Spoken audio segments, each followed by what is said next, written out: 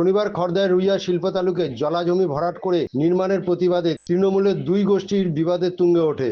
আক্রান্ত হয় ঠিকাদার, শ্রমিক সহ ব্যবসায়ী। ওই দিন নৈহাটি পৌরসভার ৭ নম্বর ওয়ার্ডে গৃহ সম্পর্ক অভিযানে অংশ নিয়ে প্রাক্তন বিজেপি সাংসদ অর্জুন সিং তৃণমূলকে নিশানা করেন। তিনি বলেন, পুকুর ভরাট মমতা ব্যানার্জি সাংবিধানিক অধিকার। ওনার জল ধরো জল ভরো প্রকল্প ভুয়ো ছিল। এখানে কারখানা বন্ধ হয়ে যাচ্ছে। যেটুকু আছে সাংসদ পার্থ ভৌমিক বনাম খড়দায়ের বিধায়ক গোষ্ঠীর তোলা নিয়েই লড়াই চলছে। আপনি একটা বাংলা জায়গা দেখিয়ে দিন যেখানে পুকুর ভরাট হচ্ছে না। পুকুর ভরাট মমতা ব্যানার্জি সাংবিধানিক অধিকার আছে। জল ধরো জল ভরো প্রকল্পটা ওনার ভুয়া ছিল, যেরকম ওই আপনার বেকার ভাতা 2013 সালে চালু করে বন্ধ করে দিয়েছে। তো মমতা ব্যানার্জি মিথ্যা কথা বলেন। ওই খড়দাতে যে অবস্থা আছে, ওই পার্থ ভৌমিক ভার্সেস ওখানকার এমএলএ, দুই তোলা গোষ্ঠী কে তুলবে। ওখানে প্রায় কারখানা সব বন্ধ উঠে গেছে, আর যে কারখানাগুলো আছে সেখানে অস্ত্র তৈরি হয় বেশিরভাগ।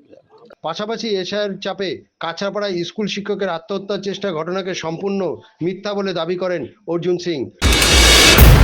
এইসব ফালতু কথা। কোনো এসআইআরে কিসের চাপ আমি বুঝতে পারছি না। এসআইআরে 100 জন নাকি মারা গেছে এসআইআর চাপে। বেকার ভাতা কোনো ঘটনা ঘটেনি। মমতা ব্যানার্জি দল মিথ্যা কথা বলে, বেকার ফালতু কথা বলে সবাই বাংলার লোক। গৃহ সম্পর্ক অভিযানে ছিলেন বিজেপি ব্যারাকপুর জেলার সভাপতি তাপস ঘোষ এবং জেলা ও মণ্ডলের নেতৃত্ববৃন্দরা।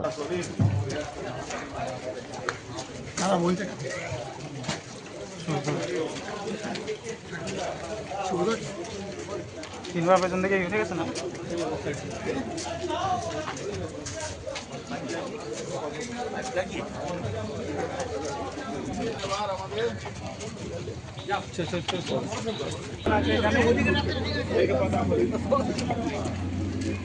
এবার একটু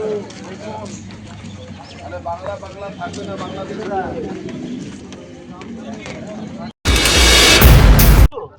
2026 সালে পশ্চিমবাংলা ক্ষমতায় বিজেপি আসবে, তার জন্য আমরা সব রকম পলিটিক্যাল অ্যাঙ্গেল নিয়ে আমরা চলছি। বাড়ি বাড়ি গৃহ সম্পর্ক অভিযান করছি, মানুষের কাছে যাচ্ছি। দুদিন আগে আমাদের দলের লোকেরা এখানে গৃহ সম্পর্ক করছিল, কিছু তৃণমূলের গুন্ডা বাহিনী তাদের উপরে হামলা করেছিল, তাই জন্য আজকে আমরা নিজেও এসেছি। কেন আক্রান্ত হয়েছে সেটা তৃণমূল বলবে। আমরা এসছি, আমাদের সামনে আমাদের কর্মীগুলোকে করলে আমরা আক্রান্ত করে দেবো।